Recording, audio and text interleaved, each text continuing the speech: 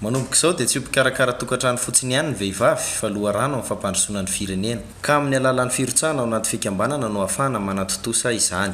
Eto Vakinakaratra dia efa misy mivondrona izy ireo ka ny fiarahana anamboly vary katsaka tsaramaso no dingana efa natao.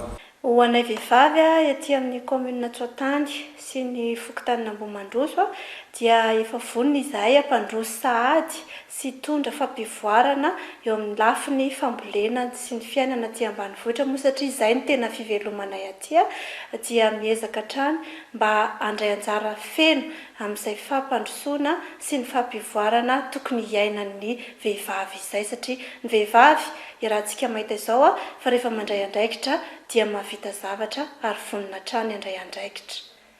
Tsy mijanona amin'izany ihany fa mitohy sy mivelatra amin'ny sehatra rehetra ny fiarahan'ireo vehivavy ireo miasa. Ato ato dia heverina ny isian'ny fiofanana arak'asa sy ny asa tanana satria efa hialan'ny rahateo ny famatsim-bola isan-karazany avy any ivelany. Mahazo vahana ihany koa ny mira lenta izay efa hita fa misitraka izany eto Vakinakaratra.